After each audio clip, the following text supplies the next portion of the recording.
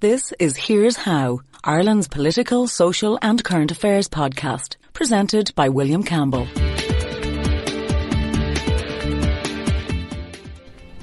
Thank you for downloading episode 96 of Here's How for the 10th of December 2019. I heard one podcast from the BBC a while back with new ideas that intrigued me, so I got in touch with one of the participants to ask if the ideas about race and racism are real, and if they are, what do they mean?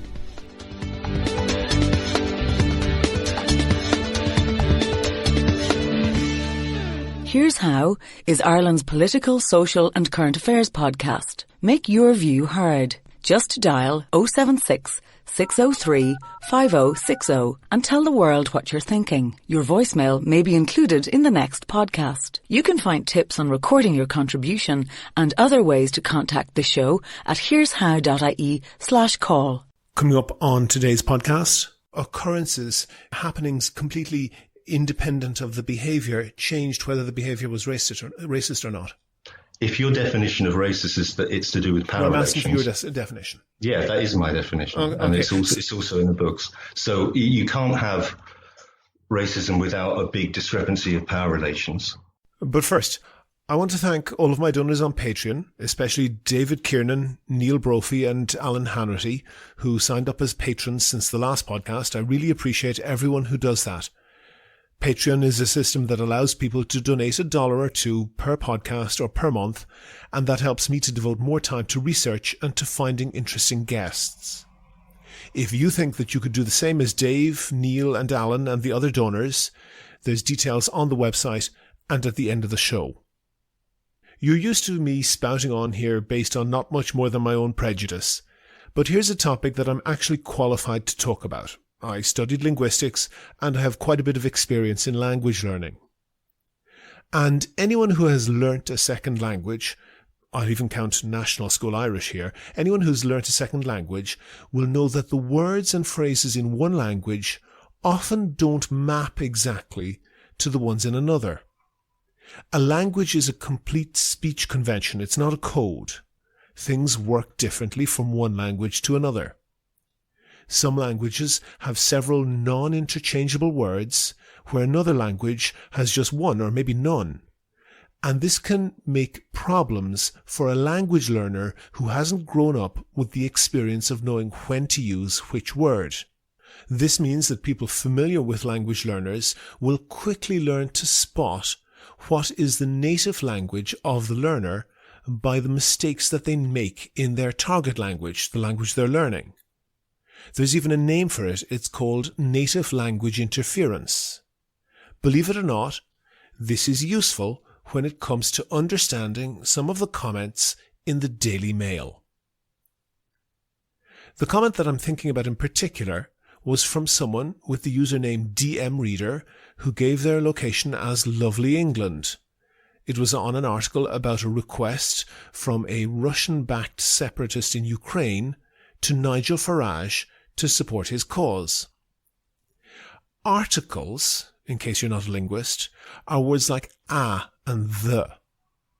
Actually, if you remember any of your Irish, you'll be familiar with this. Irish has a definite article, on, the equivalent of the, like we say on Taoiseach, but Irish has no indefinite article, so no equivalent for a or an.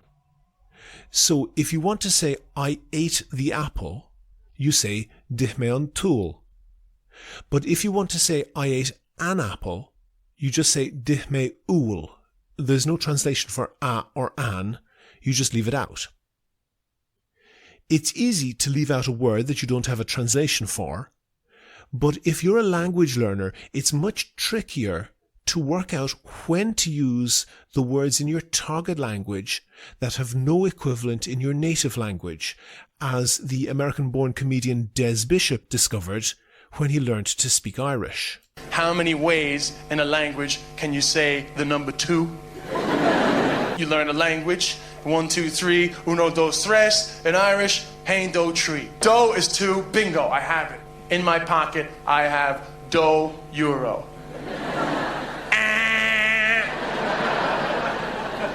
It's gall, it's not do, it's gall. So I have Gaw brothers. Bert! Now here's the thing about Russian as opposed to Irish. The Russian language doesn't have articles at all. If you want to say I ate an apple, you say "Я їсел яблоко." If you want to say I ate the apple, it's the same. "Я їсел яблоко." In both cases, literally, I ate apple. For this reason, Russian learners of English have the same problem Des Bishop had with knowing when to use articles, knowing when not to use them, and knowing which ones to use. This might be surprising until you think about just how complicated some conventions of English actually are. In theory, we use the word the for specific things and a or an for non-specific things. But in reality, it's way more complex than that. If someone says, I went to the bank or I went to the beach, it's likely they're not referring to a specific bank or a specific beach. And sometimes we leave out articles altogether and we say, I went to school or I went to work.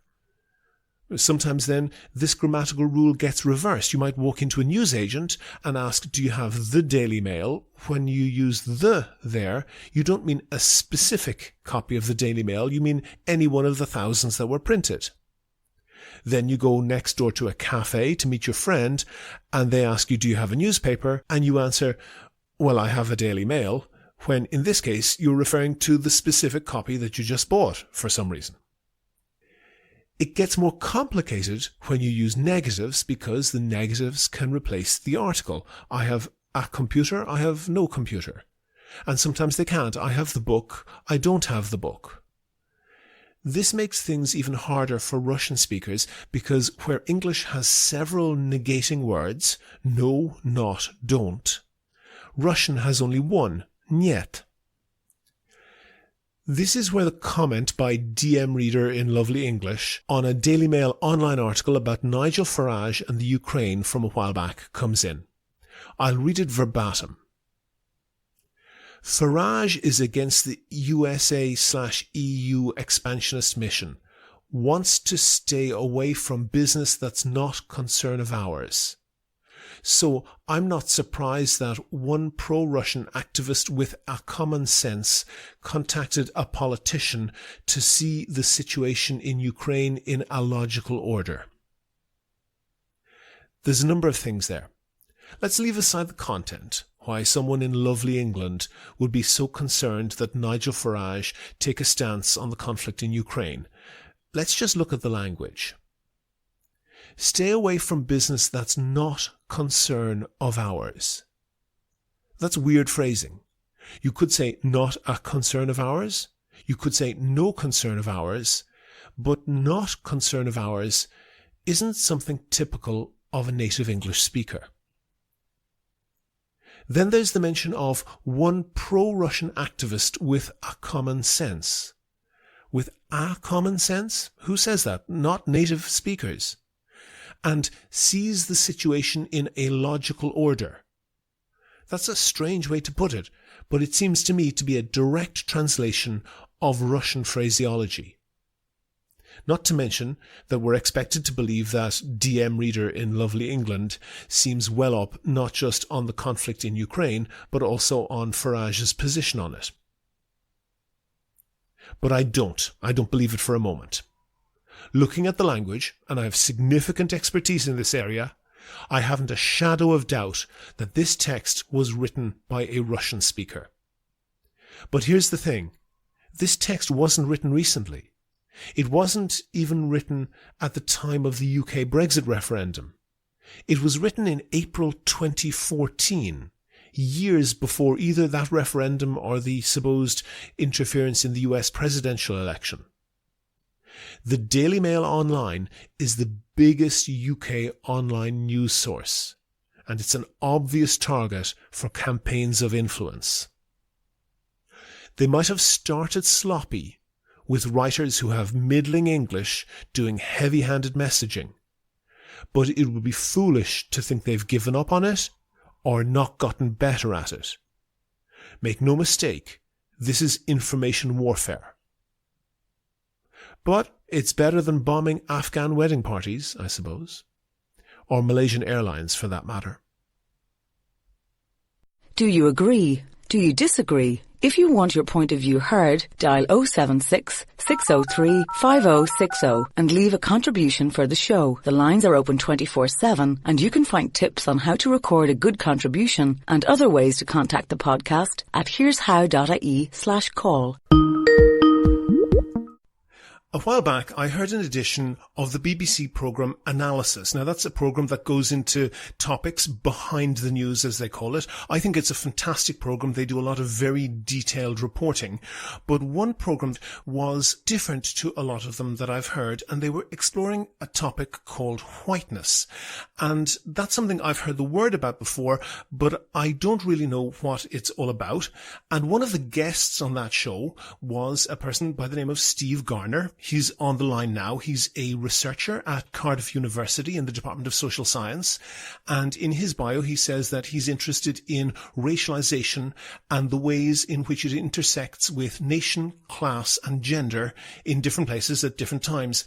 Steve, as you understand it, what is whiteness? Okay, well, I'll give you some background first, William. For a long time, the studies of race and ethnicity within social sciences were focused almost exclusively on minority groups, particularly in North America and Europe. And so the focus was all around how those groups are different from the mainstream groups. So it was a starting point where you always assume that the norm is white Europeans and everyone else is different, and that's what you're looking at. So with the frame of whiteness, you dispense with that difference, and you say that all groups in this fiction called race are worth studying to figure out how they relate to each other and how people develops a sense of their own identity and how race plays a part in that much bigger picture. So it's a shifting away from the way that was, I guess, the dominant way of understanding social science to do with identities for quite a long time. And in the 1990s, a group of American historians started to focus on the period in the late 19th century when lots of European migrant groups came to America. And they put forward the idea that these different groups, although they were nominally white Europeans, went through a phase where they were treated as not part of mainstream America. And so the idea that you could become white, in inverted commas, was put forward. And so what we're talking about in relation to whiteness is a process quite often, and it's to do with social structures. So for sociologists, it's really important, because to say this at the beginning, otherwise people won't be able to follow properly, that for sociologists, you can understand society through the big patterns of how people relate to each other, outcomes in relation to various resources and things like this. And these are called structures. This is a different way of understanding society than to focus on individuals relating with other individuals all the time, which is more like a psychological perspective. So what I'm talking about with you today is primarily to do with structures and systems rather than individuals. And I say that because in experience, people hear people talking about whiteness and kind of personalize it and think it's an attack on individual white people, which it really isn't. It's a frame to understand society, just as frames that look at social class or nationalism or those kinds of things are frames to understand society. Let me pause you there. Let me pause you there for a second, sure. Because actually you've done something which I've noticed quite a lot, and I've done some background reading on this and listened to various things that I was able to find. Sure. And one of the things that I've noted is that when somebody's asked for a definition of whiteness, usually somebody perhaps who's a university professor who's in a department of social science who's interested in researching it, when they're asked for the definition, it doesn't come very easily, and very often what you get is a list of things that it isn't. Does that suggest to you, when there's that difficulty of definition, that this is at the very best a contested field, but perhaps it's something that is just nebulous and doesn't exist at all? Well, I wouldn't say it doesn't exist at all. That's a bit of a leap from saying that something's hard to define. Okay. No. I didn't say that it was hard to define. I said that the people who are most interested in it seem to be reluctant to define it. Well, it's not reluctant. It's more. I can see what you're getting at. Let me hit you with a question, Steve. Give me the back of the envelope definition. Okay, so whiteness. Well, one of the problems is that it covers lots of different things. So I'm going to say the thing that I'm most interested in. Mm-hmm. So whiteness is a description of a social system of power in which groups are racialized into different categories, and in which the dominant group is the white group. So therefore, that system of power is set up. Okay, let me repeat that to see if I've got it right. Let me see if I've got it right. So whiteness is a racialized, I guess you mean racist, system of power with white people on top. Yes, that's one slant on it. I was using other terms, but that'll do to start us off with. Yeah. And but I have to add a caveat to that, because when you start to use these huge categories like white, black, Asian, etc., you kind of miss out on the various divisions within those larger groups. Yeah. So in no way am I ignoring that. Okay. But this is an understanding of large scale patterns of outcomes.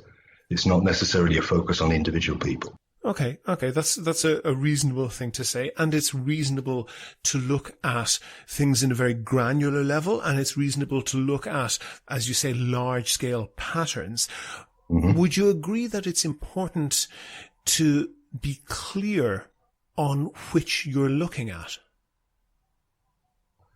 Out of those two, you mean? Yes. The patterns or the micro? Oh, yeah. So I guess if you started reading about this subject, you'd find that there are some kind of theoretical things that talk about large-scale patterns. There are some ethnographies and lots of interview-based work which talks about how individual people make sense of their identities. Mm-hmm. And the hard thing is always, for social scientists, to link those things together. Otherwise, you end up with lots of really interesting details about individuals that don't link into the bigger picture, or you just have a bigger picture with no grains in it, with no people. So I've given you a definition that's about the kind of the overview. Mm-hmm. But in order to understand how that works for real people in real situations, you also have to juggle the more micro level studies. Okay. What I want to do then is I want to go to a quote actually from that program that you participated in as well. Sure. There was also a professor from the United States, a woman by the name of Robin DiAngelo. And when she was asked for a definition, this is what she said. But what does it actually mean, the word whiteness? So whiteness is a kind of way of being that ultimately supports and props up white supremacy. Now, I know that that's a very charged term. So let me say something about the term white supremacy. Traditionally, we think about that as, somebody in a white hood. But it's actually a highly descriptive sociological term for the society we're all in. And what Robin DiAngelo there was saying was that, first of all, she jumped straight from being asked for a definition of whiteness to associating it with white supremacy, which has very specific connotations. And then she went and said that actually those specific connotations aren't correct. Everyone who's white is, and it sounded to me like she was saying everyone who's white is a white supremacist. The reason I asked you about moving from the general to the particular and back was there seems to me to be some gaping logical fallacies in this discourse. And one is jumping back and forward from the general to the specific to be able to essentially tar everyone that they don't like with the worst of the worst, and to say that essentially anybody who's white is effectively a white supremacist. That's not what I heard in that clip that you just played to me, and I'd be surprised if she said everyone who's white is a white supremacist.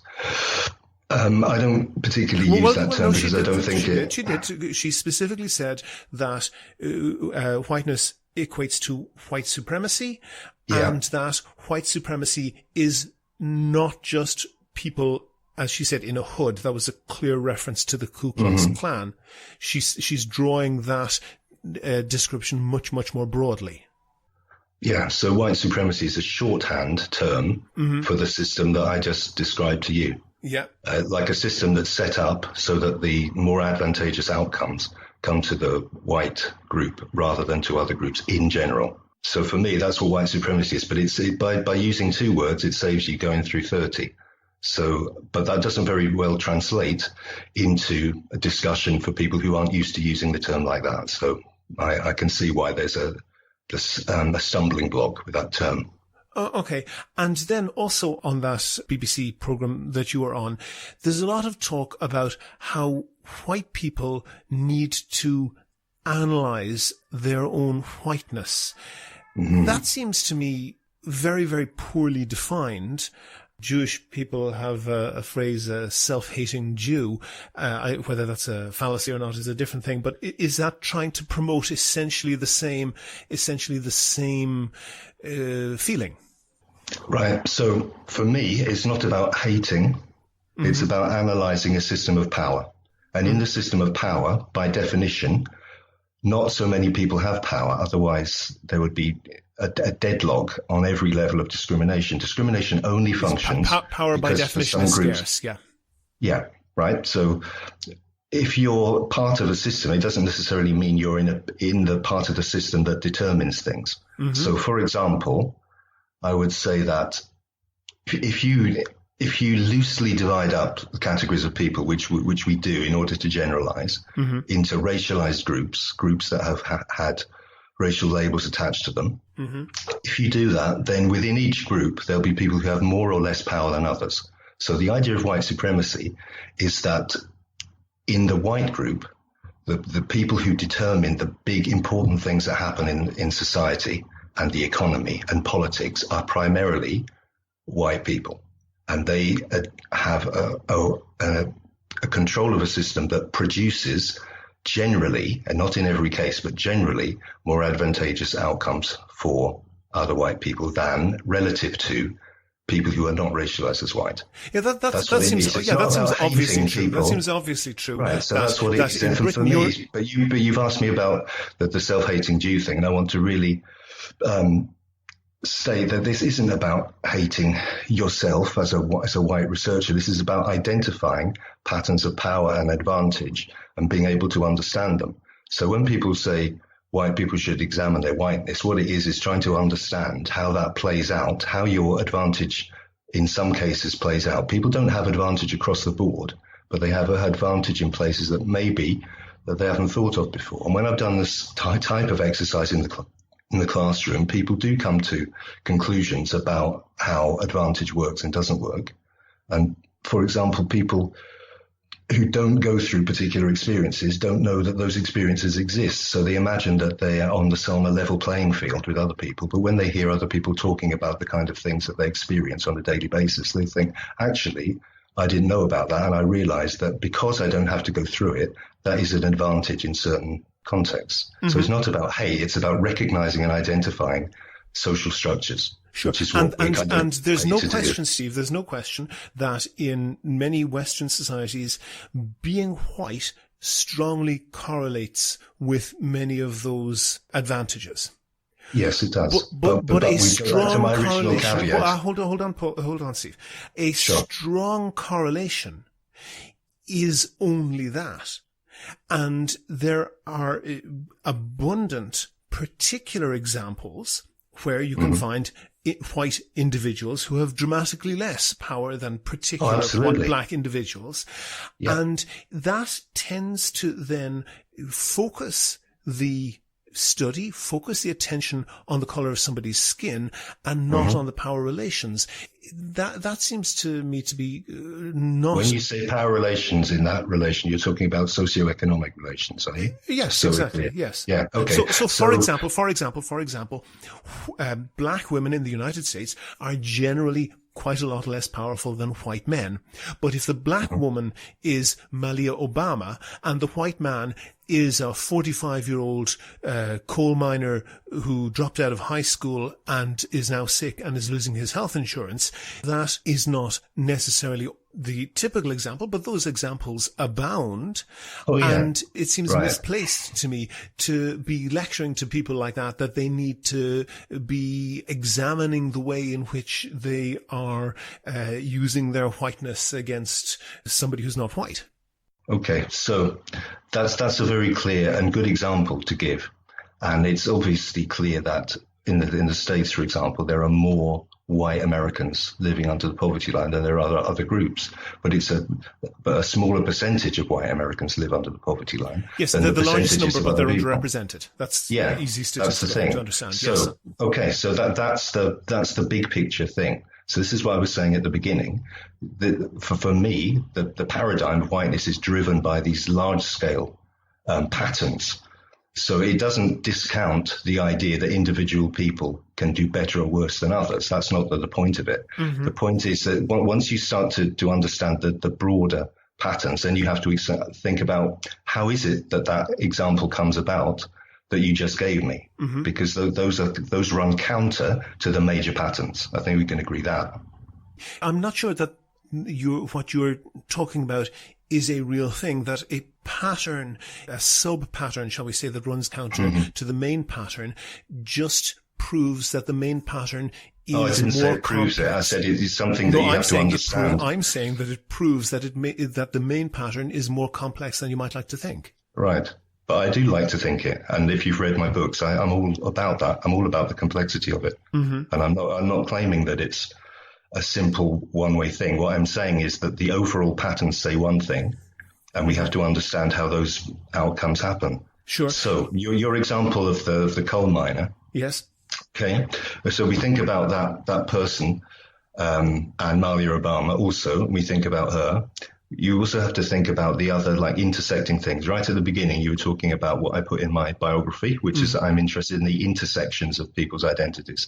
So on these different parts of people's identity, no one is just a man or just a woman or just white or just black, etc. You've got multiple sets of identifiers, right? And on each of the axes of power, you're in a different place. So that miner, for example, although because he's in the white group, he's somewhere at the top end of the spectrum in terms of race. He's also somewhere near the bottom end in terms of socioeconomic status or class or whatever you want to call that, mm-hmm. right? So you're on different axes of relative power and relative lack of power, mm-hmm. right? So what I'm trying to do with whiteness is understand the particular outcomes that come out of racialized difference. There's another set of pictures that you could put forward, like the one you just said, to do with socioeconomic distinction. Mm-hmm. And there's another one about gender, etc. We could come up with all of these different axes. If you put all of those things together, you find other patterns, mm-hmm. right? But in the discussion we're having, we're starting off with the one which is about whiteness and race. Mm-hmm. And we can't cover all of these other equally interesting social discrimination things. And because people have different positions within social structures on one level to do with class, which is the one that you're talking about there, it doesn't mean that it cancels out all of the other things. They are simultaneously valid. So that's my point back to you. It's not to say that your example is wrong and mine is right. I say these are both right and they need to be understood and they don't invalidate one another. I'm interested in the increasing complexity of this and the increasing complexity needed to explain this. And I'm reminded of when it was believed that the Earth was the center of the universe and that all the planets and the sun orbited the Earth. And as the telescope was discovered, increasingly complicated explanations about the planets going backwards and forwards were created in order to maintain that. It seems a little bit to me that what you're saying is a bit like that, Steve, that when the main thrust of the theory is observably incorrect, you're just adding layers of complexity to try and explain away those obvious errors. Well, I wouldn't say they're errors. How are they errors? Well, inconsistencies with what we can, with what well, observed reality. I don't consider them as inconsistencies. I consider them, this is the complexity of studying social science. If you can get someone else on who can explain one of these other discrimination axes in a very clear way, where there is no blurred edges or anything complex about it, I will honestly take my hat off to them, because I think this is exactly what social science is about. And it's very rare that you get to identify a pattern where I could just say, here's the definition, 2 lines, and you could say, oh, that's really clear. What are we going to talk about for the other 29 minutes of our discussion? That's not how it works in my experience. And complexity doesn't mean that a thing is wrong. It means that you're always trying to think about how to make it more accurate. And when you do that, you let complexity into it. Okay, let me go on to one other thing then. We talked there about how people of different races may or may not be in a more powerful position, and how power coincides with that. Yeah. And I'm interested more in the real world effects of that, because I talked about going from the general to the particular. And we do see, particularly in the universities, I know you work in a university, people moving from this general thrust, which is undoubtedly true that white people have a disproportionate amount of wealth and power, down to a very, very granular level. And you see in universities people who are the wrong color or whatever, being told that they're not allowed to speak, not allowed to attend particular lectures, not allowed even to have an opinion in some cases. And that's not an entire group. That's actual particular individuals where the people doing that lecturing quite possibly have no idea of what their background is. This does seem to be an excuse for bad behavior sometimes, isn't it? Well, you're painting a picture that I don't recognize at all of UK universities where I've worked. And I'm not really sure, unless you can give me specifics about what you're talking about there. That sounds like the kind of thing you'd see on a website where people are complaining about freedom of speech. In looking at where this vocabulary is used, a very significant proportion of it, certainly disproportionately so, is being used essentially to tell people not to express an opinion. It's difficult actually to find any forums that discuss this in any other context. Right. Well, if that's what you found by doing research, then that's what you found. But like I said, it's not really an important thing for me particularly to engage with, because I have difficulty, as you've just noticed already, just looking at the paradigm that I'm interested in.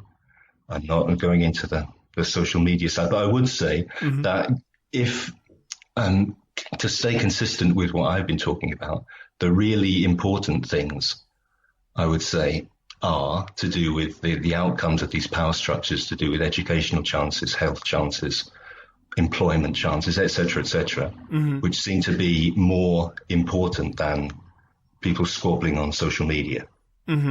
So that's what I would throw back to you. Are you saying that they could be lack of civility issues? I'm happy to go along with that if that's what you say. You've seen it. Are you saying that that's a more important issue than these long-standing and very well documented social discrimination outcomes for groups that are not racialized as white? Well, the specific answer to that's what your my question focus is no, I'm not. But this particular discourse seems to me to be problematic because it, in some cases, blurs a discussion and then uses that blurring to blame people and to express hostility towards people for particular wrongs, when those people who are on the receiving end of that hostility are clearly not the correct targets. But this part of this is this confusion again between trying to understand something as a system and looking at individuals and blaming individuals. So this is not about blaming individuals, as I've already stated. So I think that what you're pointing at is a real thing, right? People are interpreting and engaging in this kind of discussion. I think personally that is in a way missing the point And the point for me is those bigger things that I just talked to you about. Okay. So what I want to do then is I want to listen to one other short clip from that analysis program that you were on. Whiteness studies proponents see anti-Irish or anti-Polish sentiment as evidence of the fluidity of whiteness. Groups can become white over time. In fact, stay with this, a black or brown person can display whiteness. The reality there is, isn't it, that if the term is so fluid, it becomes meaningless? it could do with having some subdivisions in it rather than one term. Because whiteness already, if you look at the beginning of my book, I've got at least 5 different definitions of it. But I can see why you want to focus on that one. That's a really good example for us to get our teeth into. Do you want me to explain the background to that one? Absolutely. Okay, so different ways of understanding race. At one end of the spectrum, you have the idea that the human race is split up into racial groups with boundaries around them. Yeah, and this is a social rather than a biological thing. Yeah, so the one that I'm talking about is the biological one, and then as you've indicated, as you move along the other end of the spectrum, you move to the idea that racial identities are social and not biological. And so what Neil, who did that program, is talking about there is the part where we've moved to the idea that groups can be characterized as racial groups, even if they are nominally part of a much bigger racial group. So the 2 examples there, the Irish and Polish migrants into the UK since the 19th century, are the ones that are quite typically put forward as examples of how groups which are nominally white get moved into a subcategory where they are clearly distinguished from the mainstream, and they have characteristics assigned to them to make them different from that mainstream white group. So that's what that means. Tell me what you understand by cultural appropriation. Cultural appropriation. Okay, so cultural appropriation is to do with identifying with and adopting elements of culture and not acknowledging the way that you got hold of the culture, and quite often taking it out of a context and doing something different with it. The phrase seems to me to be thrown around at anyone. For example, there was a particular controversy in one university in the US whereby certain students demanded the sacking of a particular staff member who had suggested that students who wore Mexican-style sombreros on Halloween were not as blameworthy as the people who demanded her sacking might have said. Somebody wearing a Mexican sombrero on Halloween or some other party, are they being racist in an unacceptable way? Probably. Wearing people like Native American kit or Mexican outfits or blacking up or whatever, all of this is, all of that is racist because what it does is puts those people's culture into a theatrical mode when in the overall patterns around in society, these are disadvantaged groups. So it's inhabiting the culture and physical appearance of a disadvantaged group for entertainment purposes. And it makes the people who are actually in those groups feel disrespected. So would you think that wearing cod leprechaun hats with orange hair coming out and so forth on St. Patrick's Day in New York is racist? Well, I don't think so. Why not? Because it doesn't fit into what I've just said there. Are Irish Americans now a disadvantaged minority group? They certainly were for a very long time. They were for a long time, yeah, but we're talking about now. If you say, was that racist when it was clear that Irish Americans were, yeah. Well, that's a different thing. If you're talking about now, then it's a different thing. This is part of the idea of whiteness, that people can move, categories of people can move from along the axis of power to get into a more powerful position. And I'm not sure that Irish Americans are now in that disadvantaged position that they were.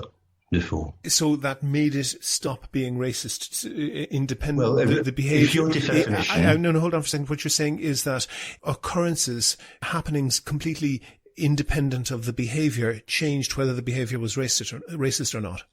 If your definition of racist is that it's to do with power relations... I'm asking for your definition. Yeah, that is my definition. Okay. And it's also in the books. So you can't have racism without a big discrepancy of power relations. And so if a group that, if you can't say that there's a disadvantaged group that are being picked on, it's harder to say that that's racist. You could say it's prejudice, which is a different thing.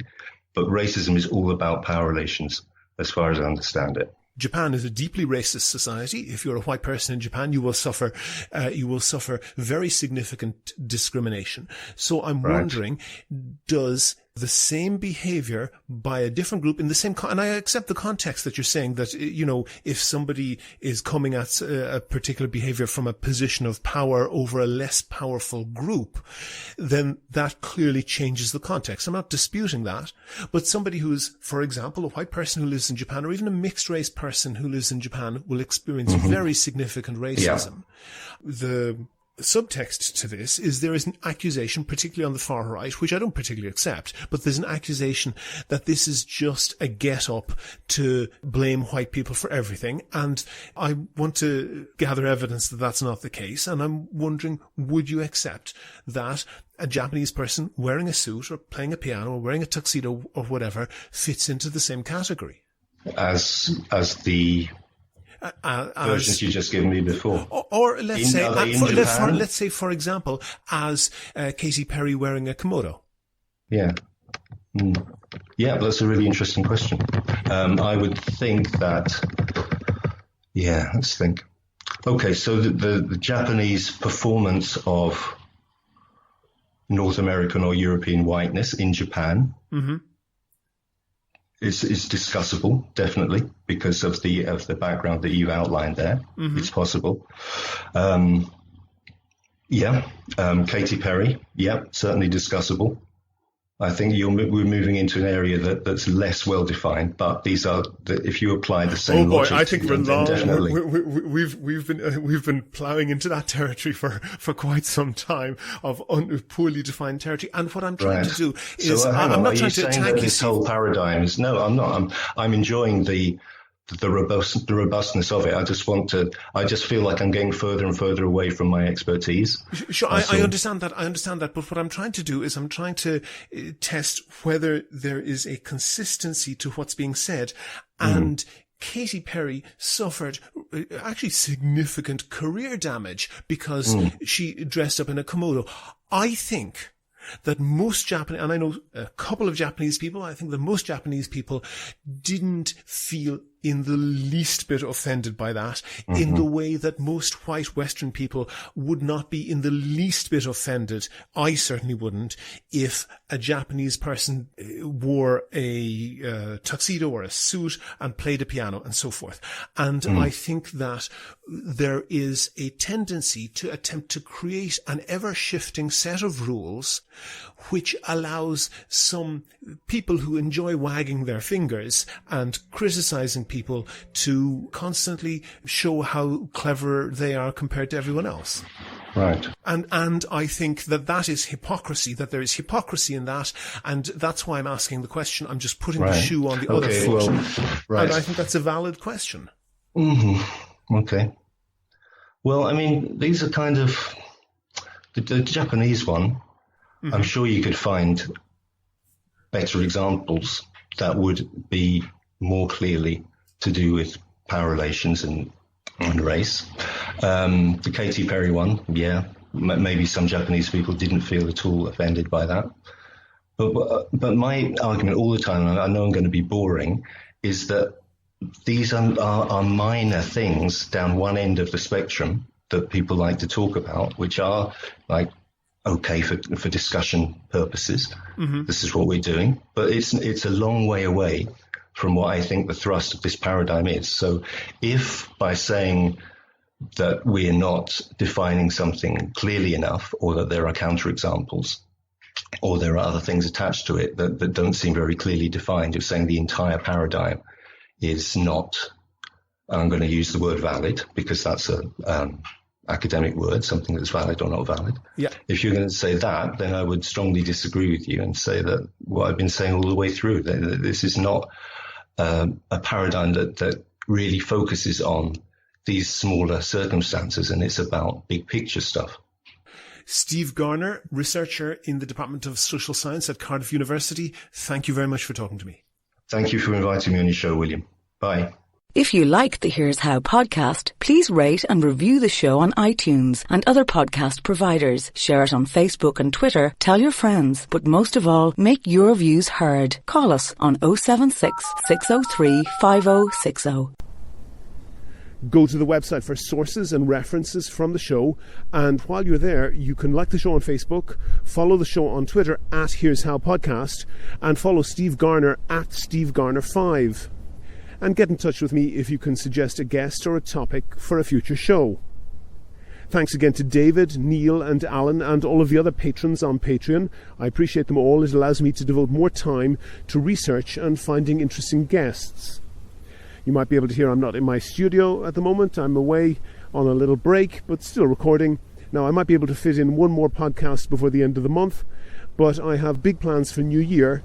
So if you could do the same as those donors on Patreon and donate $1 or $2 per podcast or per month, I'd really appreciate that. You can just go to patreon.com/here's how.